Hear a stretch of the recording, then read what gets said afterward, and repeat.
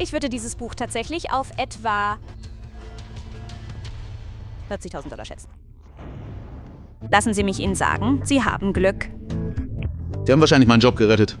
Nun, Sie können mir mit etwas Schokolade oder so danken. For millions of people who watched Pawn Stars over the years, Rick Harrison and his crew of pawnbrokers were the constant. But every so often, the shop door would swing open, and instead of a customer haggling over a guitar or a gold coin, in would walk a soft-spoken woman carrying a centuries-old book wrapped in acid-free tissue. That was Rebecca Romney. And for a decade, she quietly became one of the most memorable experts to ever appear on the show. Yet for someone so recognizable, very little of her actual story ever made it to air. Behind the calm delivery and the careful handling of fragile pages was a woman who nearly stumbled into the rare book trade by accident, who built one of the more unconventional careers in American bookselling, and who eventually walked away from the spotlight to do work that mattered more to her than television ever could. Rebecca was born Rebecca Angeline Neat in 1985, and she has said in interviews that she grew up in a household full of scientists who read constantly, science fiction especially.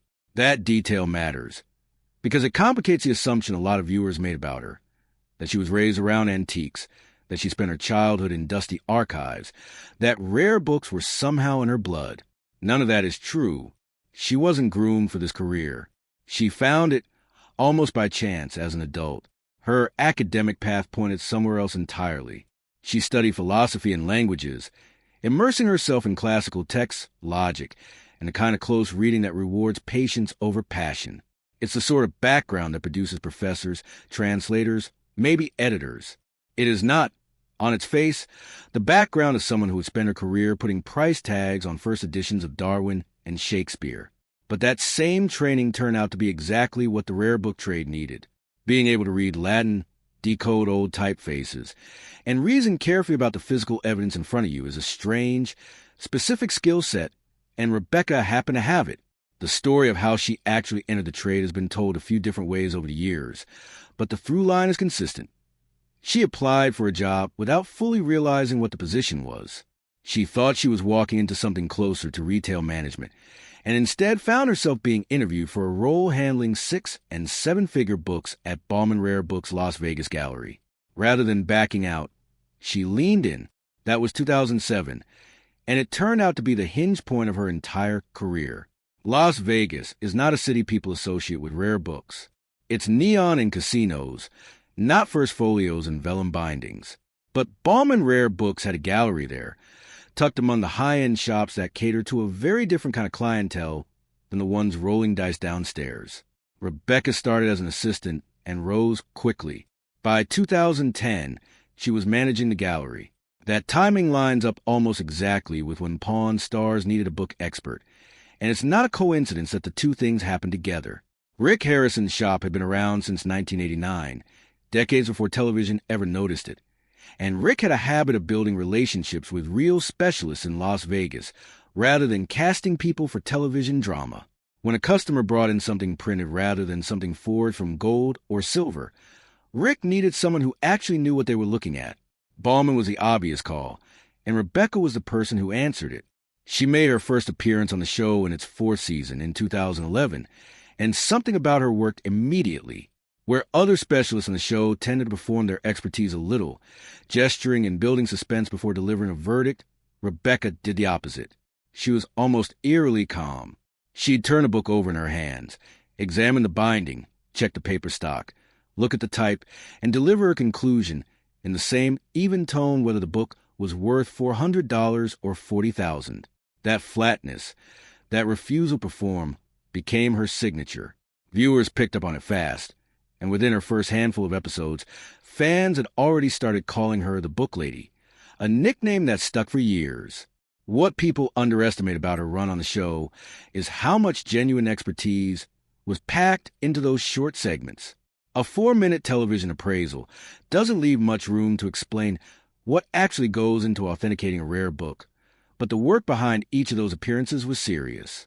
Distinguishing a real Newton first edition from a later printing, or telling a genuine Confederate-era bond from a forgery, requires knowing paper composition by decade, understanding how ink oxidizes over time, recognizing typeface variations between print runs, and having a working knowledge of provenance and ownership history.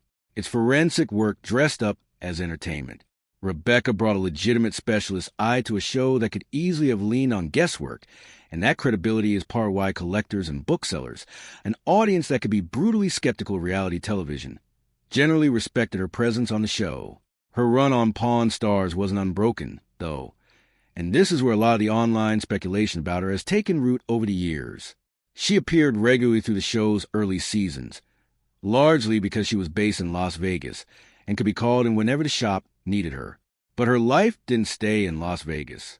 In the mid-2010s, her career took her east, first to Bauman's Philadelphia location, and eventually further along the East Coast. That geographic shift is really the simplest explanation for why her appearances became less frequent. She wasn't quitting or being pushed out. She was following her career, and Las Vegas is a long way from Philadelphia or Washington, D.C. Once she was no longer local, being on the show required her to fly back in, which naturally happened less often. Corners of the internet have floated more dramatic explanations over the years, framing her reduced screen time as a result of some behind-the-scenes falling out or controversy. It's worth being honest about this. There's no solid public evidence to back that up. What we do have is a documented, unremarkable explanation involving marriage, a cross-country move, and a demanding new job, and Rebecca herself has never indicated anything more complicated than that. She's also been fairly open with fans directly. In an unscripted Reddit thread she started herself, she fielded blunt questions about whether her appraisals on the show were staged or coached, and she answered them candidly, describing the real tension of trying to speak to two very different audiences at once. Viewers who just want an entertaining number, and serious collectors who want bibliographic precision. That's not the behavior of someone hiding from a scandal. It's someone comfortable enough with her own story to let people ask her anything. She never fully left the show, either, which tend to get lost in the whatever happened to her narratives. Even after relocating, she continued to appear periodically whenever she was back in Las Vegas, well into the show's later seasons. Fans who kept watching closely would spot her popping up years after her peak era, still appraising books, still delivering the same calm verdicts. One notable later appearance involved a 19th century expedition journal tied to the Lewis and Clark expedition, where she had to deliver the less exciting but more honest news that library markings on the item had significantly reduced its value. It's a small example, but it's a good one, because it shows the part of her job that television rarely dwells on. Sometimes the most valuable thing a specialist offers isn't a big number. It's the discipline to tell someone their prize find is worth less than they hoped. In 2016, Rebecca married J.P. Romney, a writer and researcher, and that marriage is responsible for one of the more surprising footnotes in her biography. Through her husband's family, she became distantly connected by marriage to the Romney political family, including former presidential candidate Mitt Romney. It's the kind of detail that practically begs to be sensationalized, and plenty of outlets have tried, but Rebecca has consistently downplayed it, noting in interviews that the connection is one of name only. She has said plainly that she has never actually met Mitt Romney. It's a fun piece of trivia, not a secret political dynasty operating behind a pawn shop counter. The marriage did produce real, lasting work, though. In 2017, Rebecca and JP co-wrote Printer's Error, Irreverent Stories from Book History, a book that took the kind of arcane trivia rare book dealers trade among themselves and made it genuinely fun to read for a general audience. It covered things like forged manuscripts, the messy copyright battles authors fought before modern law caught up with printing technology, and the strange, human errors baked into the history of the printed word. It did well critically, and more importantly for Rebecca's career, it established her as someone with a public voice beyond the confines of a 4-minute TV segment. She wasn't just a woman who showed up on screen to deliver appraisals anymore. She was becoming an author and a public expert in her own right. That trajectory continued after she and JP later divorced. Rather than stepping back from public work, she kept building. She spent time at Honey and Wax Booksellers, and in 2017 she co-founded, alongside Heather O'Donnell, the Honey and Wax Book Collecting Prize, an annual award that specifically celebrates young women who put together original, personal book collections, regardless of how expensive the books themselves are. It's a small prize in dollar terms, but its purpose is a lot about how Rebecca thinks about her field. The rare book world, historically, has been dominated by older men collecting the same predictable canon of prestige titles. Rebecca has spent real energy trying to widen that door, encouraging people, especially women, to see themselves as collectors and to trust that a collection built around personal meaning is just as legitimate as one built around resale value. In 2019, she took the biggest professional leap of her post-television career, co-founding Type Punch Matrix, a rare book firm based first in Maryland and later Washington, D.C., alongside fellow bookseller Brian Cassidy. This wasn't a hobby project. Type Punch Matrix dealt in serious material, Shakespeare folios, leaves from historic Bibles, and other high-value pieces, and it built a reputation for combining old-school bibliographic rigor with more expansive, less traditionalist sense of what counts as historically significant. It gave Rebecca something the show never really could: full ownership over the kind of books she chose to champion, rather than reacting to whatever a customer happened to carry through the door of a pawn shop. That independence shows up clearly in her most recent and most personal project. In February 2025, Rebecca published Jane Austen's Bookshelf, a book that grew directly out of her own professional blind spots. As she's told it, she spent years as a credentialed rare book expert without having read most of the women writers who actually shaped and influenced Jane Austen, novelists like Frances Burney and Radcliffe and Charlotte Smith, who were commercially successful and culturally significant in their own time, but were gradually written out of literary canon that eventually got taught in schools and preserved by collectors. Rebecca started collecting original editions of these women's work, tracking down copies that had been dismissed for decades as minor or sentimental, and used that collection as the backbone of a book that argues, with real evidence, that the erasure of these authors wasn't an accident of taste. It was a pattern, repeated across the history of publishing, in which women's writing was less likely to be reprinted, less likely to be preserved, and less likely to be taken seriously by the institutions that decide what counts as literature.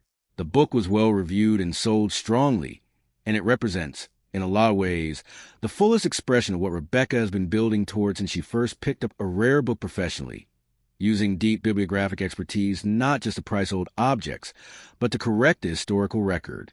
It's worth stepping back and looking at the shape of her whole career, because the book Lady from Pawn Stars' framing, while understandable, actually undersells her. Television gave her visibility, and there's no pretending that a decade on a hit cable show didn't shape the trajectory of her career. But the more interesting story is what she did with that visibility once she had it. She didn't try to extend her television fame indefinitely.